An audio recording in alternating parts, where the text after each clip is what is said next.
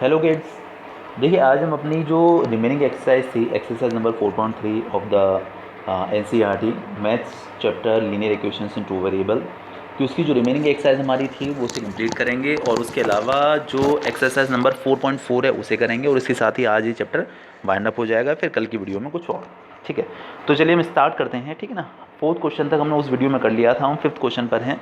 तो समझिएगा, अगर आपने पुरानी वीडियो नहीं देखी तो पुरानी वीडियो वापस से अच्छे से देख लीजिए, नोट डाउन कर लीजिए, क्वेश्चंस को अच्छे से समझिए और कोई प्रॉब्लम हो तो बताइए। देखिए भाई 5th वाला क्वेश्चन देखते हैं। उन्होंने बोला from the choices given below choose the equation whose graphs are given in figure 4.6। उन्होंने क्या किया हुआ है कि हमें 4 ऑप्शन दिए हुए हैं और इसके अकॉर्डिंग ग्राफ दिया हुआ है। एक ये 4 ऑप्शन दिए हुए हैं और इसके अकॉर्डिंग ये ग्राफ दिया हुआ है। उन्होंने बोला है कि आप बताइए कि इन चारों ऑप्शंस में से किस इक्वेशन का ग्राफ ये लाइन है। ठीक है ना, आपको बहुत अच्छे से पता है जब आप लीनियर इक्वेशन का ग्राफ बनाते हैं तो बेसिकली लाइन ही निकल कर आती है। तो उन्होंने हमको ये बोला हुआ है कि इस वाले क्वेश्चन में कि इन चारों इक्वेशंस में से किस इक्वेशन का ग्राफ है, आपको ये बताना है। अब ये चीज़ कैसे रिकॉग्नाइज करेंगे समझिएगा। देखिए भाई 2 ऑप्शन हैं। एक ऑप्शन तो ये होता है कि आप इंडिविजुअल लाइन लीजिए, मतलब पहली y equal to X, second one x plus Y equal to 0, ठीक है ना, third one y equal to 2x and fourth one x 2 plus 3y equal to 7x।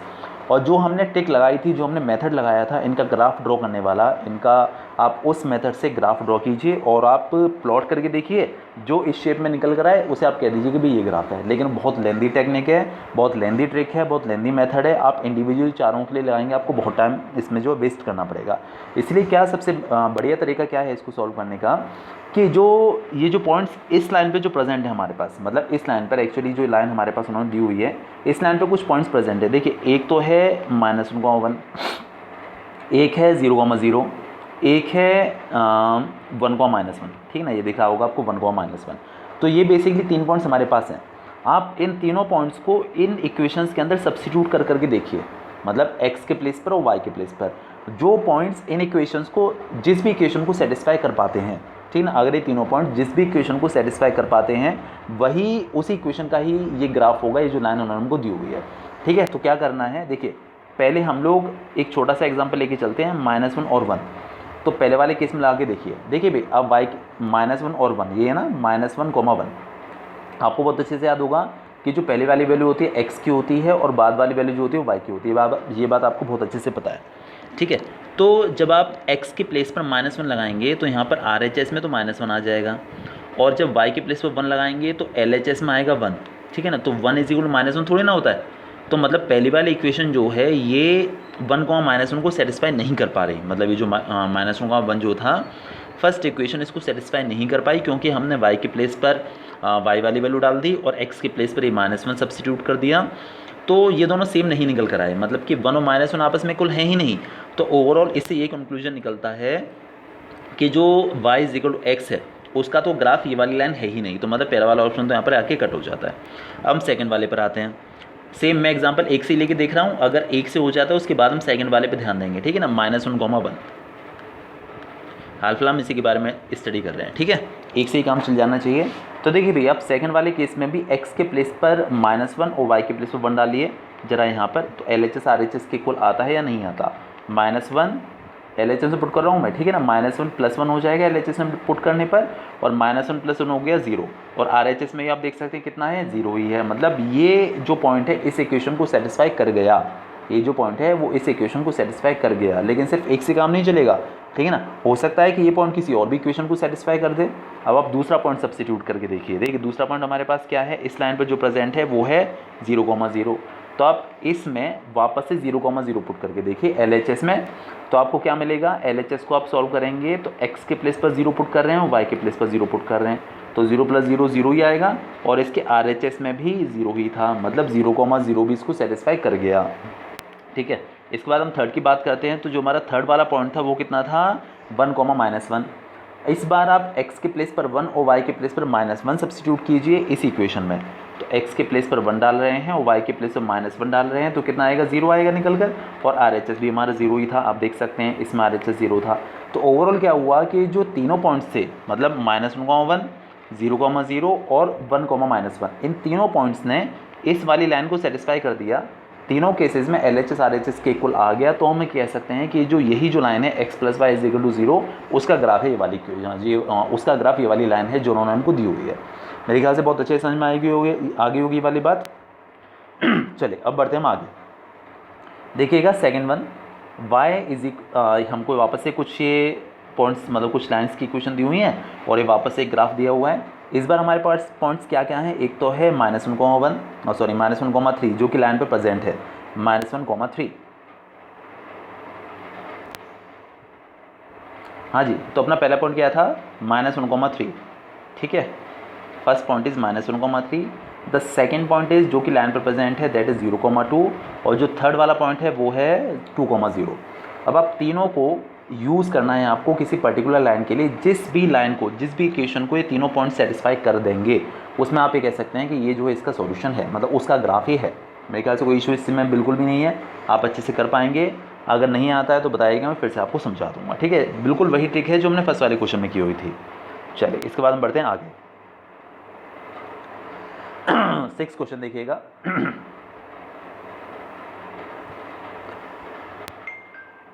The work done by a body on application of a constant force is directly proportional to the distance traveled by the body। उन्होंने क्या बोला कि जो work done है, ठीक है ना, work that is directly proportional to the distance travelled by the body. देखिए मैं वर्क को W से रिप्रेजेंट कर देता हूँ और डिस्टेंस को D से रिप्रेजेंट कर देता हूँ, ठीक है। डिस्टेंस हो सकता है वो उसके प्लेस पर डिस्प्लेसमेंट कह रहे हैं, तो दोनों का मतलब एक ही है, कंफ्यूज नहीं होना है आपको बिल्कुल भी।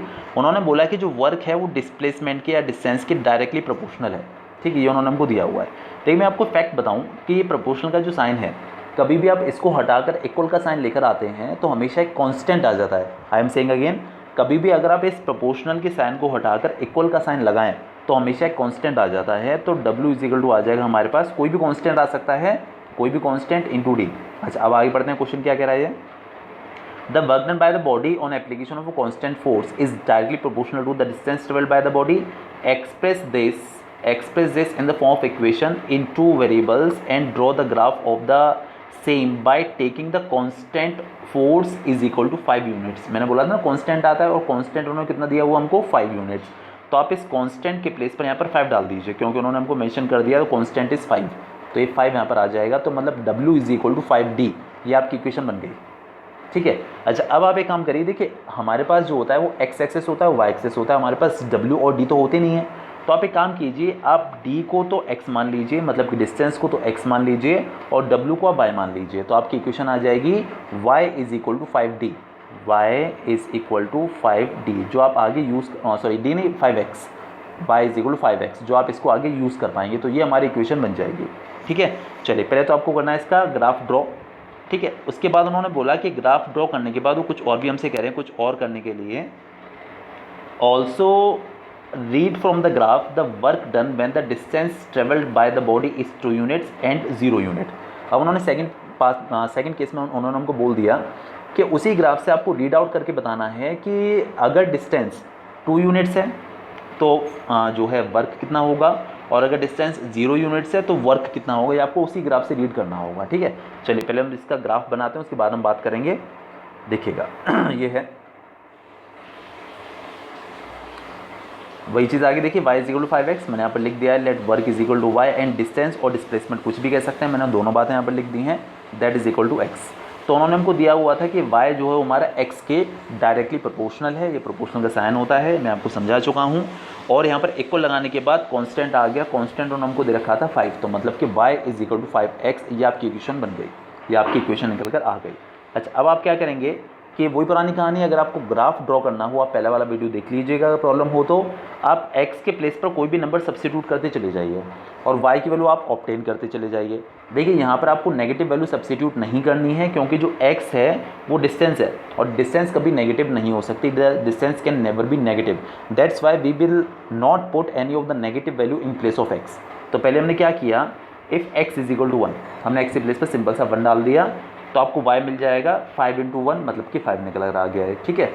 आप x के प्लेस पर कोई और सब्स्टिट्यूट कर दीजिए, आप 2 भी कर सकते हैं, लेकिन 2 आपको नहीं करना है। क्यों नहीं करना है, क्योंकि क्वेश्चन में मेंशन कर दिया था कि ग्राफ ड्रॉ करने के बाद उस ग्राफ से आपको स्टडी करना है कि अगर x 2 है तो y कितना होगा, वो आपको ग्राफ से स्टडी करना है, इसीलिए मैंने x के प्लेस पर यहाँ पर 2 सब्स्टिट्यूट नहीं किया। आप कर सकते थे वरना, ठीक है।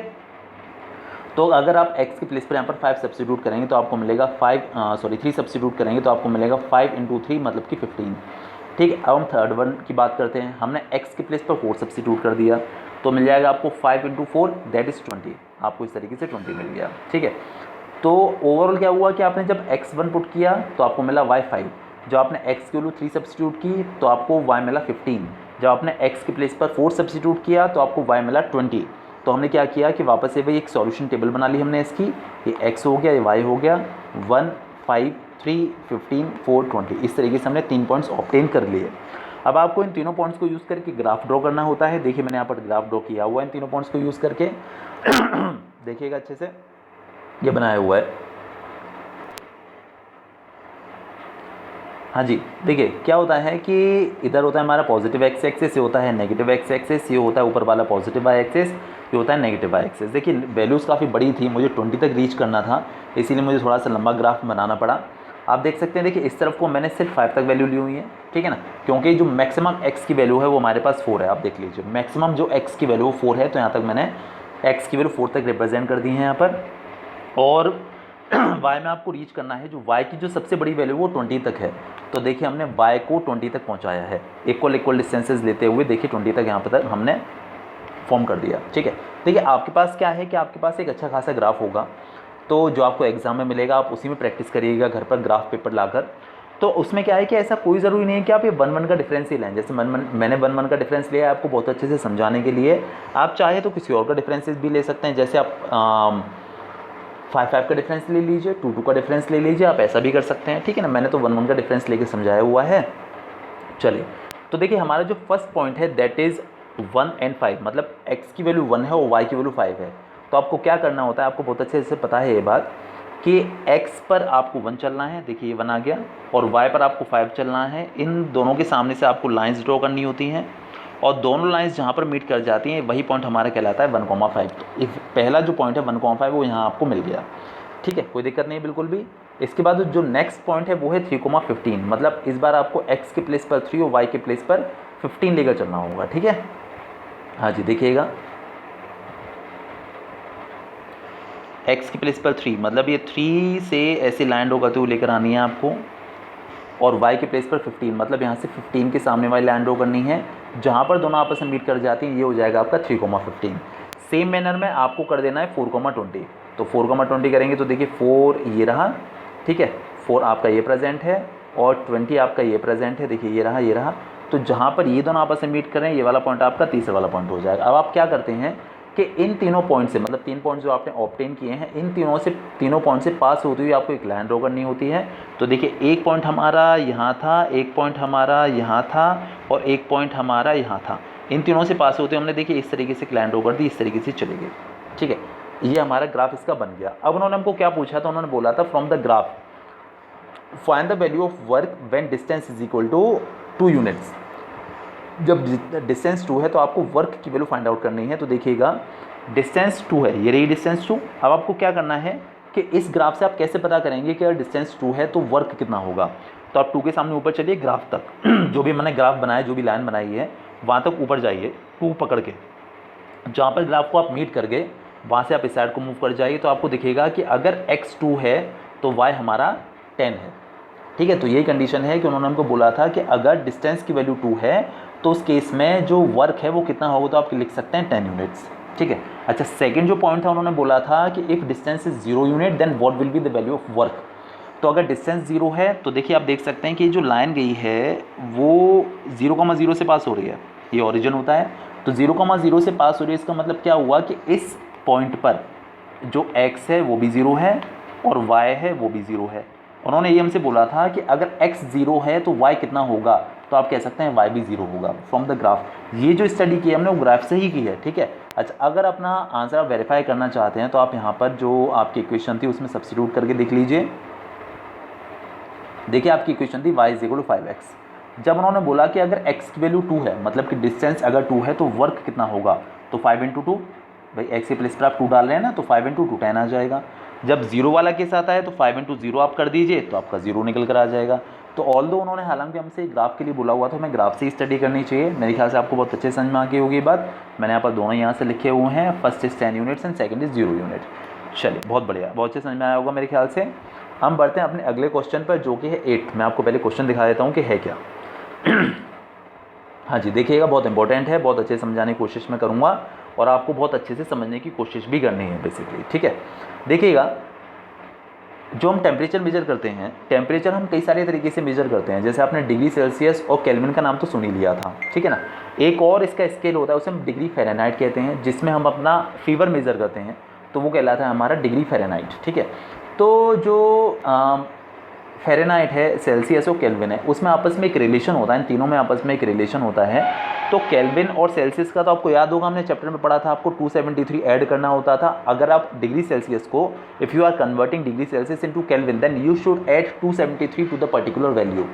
बट अगर आप सेल्सियस और फ़ारेनहाइट का रिलेशन चाहते हैं तो आपको देखिए ये फॉर्मूला यूज़ करना पड़ता है जो उन्होंने हमको यहाँ पर दिया हुआ है। देखिएगा, इन countries like USA and Canada, temperature is measured in Fahrenheit, whereas in countries like in India it is measured in Celsius, ठीक है। Here a linear equation that converts Fahrenheit to Celsius, आपको एक रिलेशन दिया हुआ है, एक equation दी हुई है। पहले तो आपको क्या करना है, draw the graph of the linear equation above using Celsius on X axis and Fahrenheit on Y axis. आपको क्या करना है, इसका आपको ग्राफ बनाना है और सेल्सियस को आपको एक्स एक्सिस पर लेकर चलना है और फ़ारेनहाइट को आपको वाई एक्सिस पर लेकर चलना है, ठीक है। सेल्सियस को एक्स एक्सिस पर, फ़ारेनहाइट को वाई एक्सिस पर। देखिएगा, मैंने इसको किया हुआ होगा, हाँ जी, ये देखिए, ये हमको रिलेशन दिया हुआ था। उन्होंने हमको बोला था सेल्सियस को एक्स पर और फ़ारेनहाइट को वाई पर। तो मैंने क्या किया कि सेल्सियस के प्लेस पर एक्स सब्स्टिट्यूट कर दिया और फ़ारेनहाइट के प्लेस पर वाई सब्स्टिट्यूट कर दिया, ठीक है, जिससे कि कोई कन्फ्यूजन रहे ही ना। अच्छा, अब आप जब ग्राफ बनाते हैं तो आप क्या करते हैं कि आप x की डिफरेंट वैल्यूज़ पुट करते हैं और y की डिफरेंट वैल्यूज़ ऑब्टेन करते हैं, ठीक है। अच्छा, ये देखिएगा कि यहाँ पर x यहाँ प्रेजेंट है और यहाँ पर नीचे 5, तो आपको x के प्लेस पर कोई ऐसा नंबर सब्स्टिट्यूट करना चाहिए हमेशा जो कि इस 5 से कैंसिल आउट हो जाए, क्योंकि वरना अगर आप ऐसा नहीं करेंगे तो आपको जो वैल्यू मिलेगी वो डेसिमल में मिलेगी और डेसिमल वैल्यू आपको ग्राफ पर प्लॉट करने में बड़ी ही प्रॉब्लम फेस करनी पड़ेगी। इसीलिए कोई ऐसी वैल्यू ज़रूर सब्स्टिट्यूट करिएगा जो कि 5 से कैंसिल आउट हो जाए। तो देखिए, पहले मैंने x के प्लेस पर सीधे 5 ही सब्स्टिट्यूट कर दिया। तो जब आप यहाँ इस इक्वेशन में x के प्लेस पर 5 डालेंगे तो आपको मिलेगा y is equal to 9/5 into 5 plus 32। तो देखिएगा 5 से 5 कैंसिल आउट हो गया, 9 प्लस 32, तो आपको मिल गया 41। तो y की वैल्यू आपकी 41 निकल कर आ गई, ठीक है। सेकंड वाले केस में मैंने एक नेगेटिव वैल्यू दिखाने के लिए -10 सब्स्टिट्यूट कर दिया, although this number is also divisible by 5। तो हमने यहाँ पर x के प्लेस पर देखिएगा -10 पुट कर दिया है। 5 से ये जो -10 है ये 2 टाइम्स कैंसिल आउट हो जाएगा, बेसिकली -2 टाइम्स, और आप इसे सॉल्व करेंगे तो 9 इंटू -2 मिल जाएगा और 9 इंटू -2 करके आ जाएगा आपका, और ये 32 एज इट इज़ है, 9 इंटू -2 हो जाएगा -18 और -18 प्लस 32 होता है 14, ठीक है, ये निकल कर आ गया। फिर हमने क्या किया कि x के प्लेस पर 10 सब्स्टिट्यूट कर दिया। सारे वही नंबर सब्स्टिट्यूट किए गए हैं जो कि 5 से डिविजिबल होते हैं। तो देखिएगा, यहाँ x के प्लेस पर हमने 10 सब्स्टिट्यूट कर दिया, 5 से ये 10 कैंसिल आउट हो जाएगा 2 टाइम्स, तो हो जाएगा 9 इंटू 2 प्लस 32 अपना एज इट इज़ है ये वाला, 9 इंटू 2 प्लस 32, ठीक है, नो कन्फ्यूजन आई थिंक। अच्छा, 9 2 ज़ार 18, 18 प्लस 32 अगर आप करेंगे तो आपको मिलेगा 50, तो y की वैल्यू 50 आ गई। तो x की वैल्यू 5 है तो y 41 है, x माइनस 10 है तो y 14 है, और जब x 10 है तो y की वैल्यू 50 है। आपको 3 वैल्यूज़ मिल चुकी हैं, इसके अलावा मेरे ख्याल से और वैल्यूज़ की रिक्वायरमेंट आपको होती नहीं है। तो देखिए, हमने सॉल्यूशन टेबल बना ली है जो आपको असिस्ट करती है वैल्यू को सब्स्टिट्यूट करने में, प्लॉटिंग करने में। इतना अच्छे से काम कर लिया। इसके बाद ग्राफ आपको बनाना आ गया है, आप ग्राफ बनाइएगा। पहला पॉइंट है आपका 5,41, दूसरा है -10,14 और तीसरा है 10,50। तो आप तीनों पॉइंट्स को प्लॉट कर लीजिएगा और इजीली आप इससे जो है ग्राफ ड्रॉ कर सकते हैं, ठीक है। चलिए, इसके बाद हम लोग बात करते हैं, उन्होंने कुछ और क्वेश्चंस भी हमको दिए हुए हैं, जैसे मैं इंडिविजुअल क्वेश्चन पढ़ता जाऊँगा और आपको उसका सॉल्यूशन दिखाता चला जाऊँगा, ठीक है। देखिएगा, इसका जो फर्स्ट पार्ट है वो तो हमने कर लिया है ना, ग्राफ वाला। इसके बाद सेकंड केस जो उन्होंने बोला, क्या, if the temperature is 30 degree Celsius then what is the temperature in Fahrenheit. अगर टेम्परेचर डिग्री सेल्सियस में अगर हमको 30 डिग्री सेल्सियस दिया हुआ है तो उन्होंने बोला कि फ़ारेनहाइट में इसका टेम्परेचर कितना होगा। सेल्सियस में 30 है तो फ़ारेनहाइट में कितना होगा, आपको ये फाइंड आउट करना है। चलिए हम क्वेश्चन पे आते हैं अपना। सेल्सियस में 30 तो फ़ारेनहाइट में पता करना है, ठीक है। देखिए, आपके पास जो रिलेशन था वो था F is equal to 9/5C plus 32। उन्होंने हमको दे रखा है कि जो सेल्सियस में जो टेम्परेचर है वो 30 है, तो F इजिकल टू आ जाएगा, इस C के प्लेस पर आप 30 सब्स्टिट्यूट कर दीजिए तो आपको मिलेगा 9/5 इंटू 30 प्लस 32। एग्रीड, 9/5 और C के प्लेस पर 30 डाल देना है प्लस 32, ये काम आपको करना होगा। ठीक है, देखिए मैंने ये किया हुआ है 9/5 इंटू 30 प्लस 32। 5 से ये हमारा कैंसिल आउट हो जाएगा 6 टाइम्स, और 9 इंटू 6 अगर आप करेंगे तो आपको मिलेगा 54, और ये 32 अपना एज इट इज़ है। आप दोनों को ऐड कर दीजिए तो 86 डिग्री फ़ारेनहाइट आपका आंसर हो गया। समझ में आया होगा बहुत अच्छे से। चलिए इसके बाद हम अगला देखते हैं, the next one is if the temperature is 90 degree Fahrenheit then what will be the temperature in degree Celsius. इस बार उन्होंने हमको F की वैल्यू दी हुई है और सेल्सियस की वैल्यू पूछी हुई है। इस बार उन्होंने हमसे F की दी हुई है और C की पूछी हुई है, तो फिर से वही हमें काम करना है, बस इस बार हमें F के प्लेस पर 95 सब्स्टिट्यूट करना होगा। ठीक है, तो हमने F के प्लेस पर 95 सब्स्टिट्यूट कर दिया, 9/5 C एज इट इज़ है और 32 अपना एज इट इज़ है। आप 32 को देखिए, 32 यहाँ पर पॉजिटिव है, आप 32 को LHS में ले आइए तो 32 इस साइड जाके नेगेटिव हो जाएगा, आपको मिलेगा 95 माइनस 32, और ये जो 9/5 इंटू C है वो एज इट इज़ लिखा हुआ है। अगर आप 95 में से 32 को माइनस करते हैं तो आपको मिलेगा 63, और 9/5 C एज इट इज़ है। अब देखिए, क्योंकि आप C की वैल्यू पता करना चाहते हैं तो इस 5 का तो इस साइड हो जाएगा डिवीजन, और 5 का इस साइड हो जाएगा मल्टीप्लिकेशन, और 9 का इस साइड हो जाएगा डिवीजन। तो 63 जो कि हमारा ऑलरेडी यहाँ पर लिखा हुआ था, 63 इंटू 5 डिवाइडेड बाई 9। आप देखिए 9 से ये वाला नंबर कैंसिल आउट हो जाएगा 7 टाइम्स, और 7 5 35 डिग्री सेल्सियस। ठीक है, उन्होंने इस बार हमको इस क्वेश्चन में, मतलब इस वाले पार्ट में, जो फ़ारेनहाइट था उसकी वैल्यू दे रखी थी 95, और आपको पूछा था उन्होंने कि सेल्सियस की वैल्यू क्या होगी।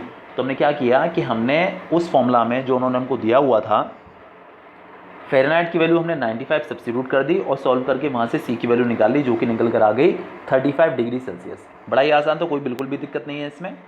चलिए इसके बाद क्वेश्चन क्या था, उसका फोर्थ वाला जो पार्ट था, उन्होंने बोला था कि अगर सेल्सियस 0 है तो फ़ारेनहाइट कितना होगा, और अगर फ़ारेनहाइट 0 है तो सेल्सियस कितना होगा। तो सेम काम आपको फिर से करना है। जो फोर्थ का जो A पार्ट है, B पार्ट है, मैंने दोनों अलग लिख दिए हैं। देखिए फर्स्ट वाले केस में उन्होंने हमको बोला कि अगर सेल्सियस 0 है तो हमने वापस से वही सेल्सियस के प्लेस पर 0 डाल दिया। अगर आप 0 का किसी भी नंबर से मल्टीप्लाई करते हैं तो हमेशा 0 आता है, तो ओवरऑल ये पूरा 0 हो जाएगा, और 0 प्लस 32 आपको 32 ही मिल जाएगा। मतलब अगर सेल्सियस 0 है तो जो फ़ारेनहाइट है वो होगा 32 डिग्री फ़ारेनहाइट। कोई दिक्कत नहीं है। जो इसका सेकंड पार्ट था वो था कि अगर फ़ारेनहाइट 0 है तो सेल्सियस कितना होगा। तो इस बार हमने फ़ारेनहाइट के प्लेस पर 0 सब्स्टिट्यूट कर दिया, और is equal to 9/5 C plus 32। ये जो 32 है ये यहाँ पर पॉजिटिव है, इसको आप इस साइड अगर लेकर आएंगे तो आपको नेगेटिव मिल जाएगा, और जो 9/5 C है वो एज इट इज़ लिखा हुआ है। अच्छा, अब क्योंकि आप C की वैल्यू पता करना चाहते हैं तो 5 का तो इस साइड हो जाएगा मल्टीप्लिकेशन, और 9 का इस साइड हो जाएगा डिवीजन। ठीक है, तो 5 का इस साइड मल्टीप्लिकेशन कर दिया तो आपको मिला -32 इंटू 5, और 9 का यहाँ पर डिवीजन हो जाएगा तो आपको मिल जाएगा डिवाइडेड बाई 9। तो अगर आप 32 का 5 से मल्टीप्लाई करते हैं तो आपको मिलेगा 160, और यहाँ पर ये माइनस साइन प्रेजेंट है तो देखिए यहाँ पर माइनस साइन भी आ गया, और जो नीचे वाला 9 है वो एज इट इज़ है, और डिग्री सेल्सियस। ठीक है, मतलब जो अगर टेम्परेचर 0 डिग्री फ़ारेनहाइट है तो वो सेल्सियस में -160/9 डिग्री सेल्सियस होगा। समझ में आ गया होगा मेरे ख्याल से बहुत अच्छे से। चलिए इसके बाद हम बढ़ते हैं आगे। जो नेक्स्ट क्वेश्चन है वो उन्होंने बोला है, जो लास्ट क्वेश्चन है, there is a particular temperature, एक ऐसा पर्टिकुलर टेम्परेचर भी है जहाँ पर डिग्री सेल्सियस और डिग्री फ़ारेनहाइट दोनों सेम वैल्यू एग्जिबिट करते हैं, दोनों की सेम वैल्यूज़ होती हैं। तो आपको वो टेम्परेचर पता करना है, मतलब दोनों जहाँ पर सेम हो, जितना डिग्री सेल्सियस हो उतना ही डिग्री फ़ारेनहाइट हो, वो टेम्परेचर आपको पता करके लेकर आना है। ठीक है, तो देखिए मैंने मान लिया कि उस केस में जो F है और C है they are exhibiting, they are having same value. तो मैंने मान लिया let F is equal to C is equal to A, दोनों को मैंने A सपोज कर दिया। तो जो फॉर्मूला उन्होंने हमको दिया हुआ था F is equal to 9/5 C plus 32, उसमें हमने F के प्लेस पर भी A सब्स्टिट्यूट कर दिया और C के प्लेस पर भी A सब्स्टिट्यूट कर दिया। ये काम हमने यहाँ पर कर लिया। ठीक है, अच्छा अब देखिएगा हमने क्या किया कि RHS में लिया हुआ है एलसीएम, तो इस 5 का यहाँ पर मल्टीप्लिकेशन होगा, आपको मिलेगा 9A तो है ही, और 32 का 5 से मल्टीप्लाई कर 160 आ जाएगा, और ये 5 जो है वो एज इट इज़ है, जो डेनोमिनेटर में आएगा ना एलसीएम लेने के बाद वो यहाँ पर 5 लिख दिया गया है। अच्छा, क्योंकि आप A पता करना चाहते हैं तो इस 5 का इस साइड मल्टीप्लाई हो जाएगा, आपको मिल जाएगा 5A, ये जो 9 है वो अपना एज इट इज़ है, और जो 160 है वो भी अपना एज इट इज़ है। आप ए पता करना चाहते हैं ना, तो ए वाले टर्म्स को एक साइड कर लीजिए और कांस्टेंट को एक साइड कर लीजिए। तो ये जो 9a है, 9a इसको हम LHS में लेकर आ जाते हैं। तो LHS में लाने के बाद ये हो जाएगा 5a माइनस 9a, और ये जो 160 है वो एज इट इज़, ये जो 160 है वो देखिए वो एज इट इज़ है। 5a माइनस 9a करिए तो आपको मिलेगा -4a, और ये 160 एज इट इज़ है। क्योंकि आप a की वैल्यू पता करना चाहते हैं, इसीलिए -4 का इस साइड डिवीजन हो जाएगा, तो मिलेगा आपको 160 अपॉन -4, मतलब कि -40। ओवरऑल क्या चीज़ निकल कर आई कि a की वैल्यू -40 है।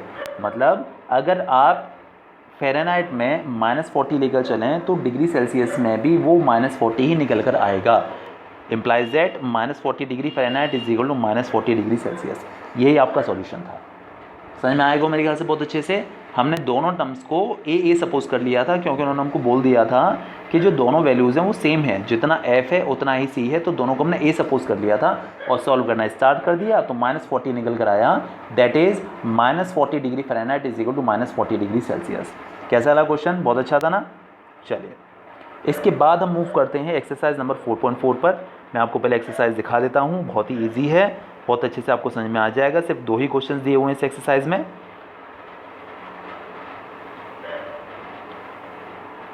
मेरे पास उस एक्सरसाइज की स्नैप नहीं है, चल मैं आपको वैसे बता दूंगा, ठीक है ना, समझ में आ जाएगा आपको बहुत अच्छे से। हाँ जी देखिएगा, जी हाँ, एक्सरसाइज नंबर 4.4। अगर आपके पास बुक है तो प्लीज़ बुक ओपन कर लीजिए। मैं आपको बता देता हूँ क्वेश्चन है क्या। उन्होंने बोला कि एक लाइन है y इज इक्वल टू 3। देखिए एक लाइन है y इज इक्वल टू 3, आपको इसे रिप्रेजेंट करना है इन 1 वेरिएबल एंड इन 2 वेरिएबल्स। इसको आपको 2 फॉर्म में रिप्रेजेंट करना है, एक तो 1 वेरिएबल में, एक 2 वेरिएबल्स में, दोनों तरीके से आपको रिप्रेजेंट करना है। देखिए ये रहा आपका 1 वेरिएबल, जो आपने फर्स्ट वाले चैप्टर था the number system. Number system में जो आपने किया था कि आप किसी भी नंबर को नंबर लाइन पे किस तरीके से रिप्रेजेंट करते हैं। तो देखिए कि लाइन ड्रॉ कर लेते हैं हम लोग, यहाँ कहीं बीच में 0 होगा, 1 होगा, 2 होगा, इक्वल डिस्टेंसेस पे आपको इन नंबर्स को मार्क कर लेना होता है। तो देखिए जो 3 है, एक्चुअली हमारे पास सिर्फ 3 उन्होंने बोला हुआ है, तो जो 3 है बस उसे थोड़ा सा डार्क कर दीजिए, जो आपका ये रिप्रेजेंटेशन हो गया इन 1 वेरिएबल ओनली, सिर्फ 1 वेरिएबल में। इस तरीके से आप इजीली इसको रिप्रेजेंट कर सकते हैं, ठीक है। अच्छा अगर बात आती है 2 वेरिएबल्स वाली, तो 2 वेरिएबल्स वाले केस में आपको क्या करना होगा कि आपको कार्टेशियन प्लेन पे इसे रिप्रेजेंट करना होगा। आपको पता है कार्टेशियन प्लेन क्या होता है, मतलब कोऑर्डिनेट्स वाला जो प्लेन होता है, ये जो होता है इसको आपको इस तरीके से रिप्रेजेंट करना होगा अगर वो 2 वेरिएबल्स के लिए बोलते हैं तो। देखिए मैंने क्या किया कि फिर से वही इक्वल डिस्टेंसेस पे यहाँ पर मार्किंग कर ली है सब जगह पर, इस साइड भी, ऊपर भी, ठीक है ना, नीचे भी इक्वल डिस्टेंसेस में मार्किंग कर ली है हमने। उन्होंने हमको बोला हुआ है y इज इक्वल टू 3, मतलब y की वैल्यू पॉजिटिव है। आपको बहुत अच्छे से पता है कि y पॉजिटिव होता है इस साइड, ये जो ऊपर वाली एक्सिस होती है ये पॉजिटिव y एक्सिस होती है।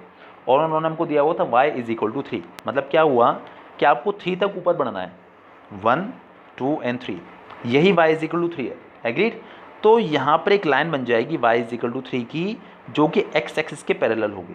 देख सकते हैं यहाँ पे x एक्सिस के पैरेलल है, और इन दोनों के बीच का डिस्टेंस कितना है, 3 यूनिट्स। तो y इज इक्वल टू 3 एक ऐसी लाइन बनेगी जो कि x एक्सिस के पैरेलल है, और उसकी जो x एक्सिस से डिस्टेंस है वो 3 यूनिट्स है। अच्छा एक और एग्जांपल लेते हैं। Suppose to be y is equal to 3 ना बोल के बोल देते y इज इक्वल टू -2, तब आप क्या करते, देखिए -2 आपको y की वैल्यू यहाँ मिलेगी, तो यहाँ पर इस तरीके से एक लाइन बन जाती, ठीक है ना, और ये भी x एक्सिस के पैरेलल है, और इन दोनों के जो बीच की डिस्टेंस है वो -2 यूनिट्स है। अच्छा अगर वो बोल देते कि y इज इक्वल टू -2 या 3 ना बोल के बोल देते y इज इक्वल टू 1, तो y इज इक्वल टू 1 देख सकते हैं आप यहाँ मिलेगा, तो यहाँ पर भी एक लाइन बन जाएगी जो कि x एक्सिस के पैरेलल होगी, और इन दोनों के बीच का डिस्टेंस 1 यूनिट होगा, ठीक है। अच्छा ये तो अभी मैंने y इज इक्वल टू बोला सब जगह, हो सकता है वो y इज इक्वल टू 3 ना दे के ऐसा दे देते y minus 3 is equal to 0, तो हम क्या करेंगे ऐसे केस में 3 को साइड लेकर चले जाएंगे, तो ऑल्दो आपकी y की वैल्यू वापस से 3 ही आ जाएगी, तो आपको इस तरीके से फिर उसे सॉल्व करना होगा, और y इज इक्वल टू 3 आपको पता है कि आप कैसे प्लॉट कर सकते हैं, ठीक है।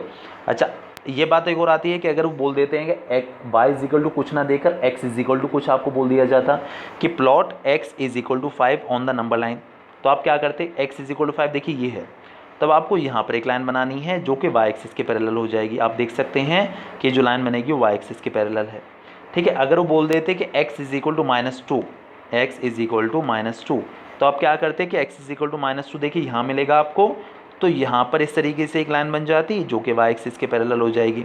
तो इस तरीके से अब आपको कुछ भी बोल सकते हैं, कोई भी लाइन रिप्रेजेंट करने के लिए बोल सकते हैं x और y की वैल्यूज़ के रिगार्डिंग।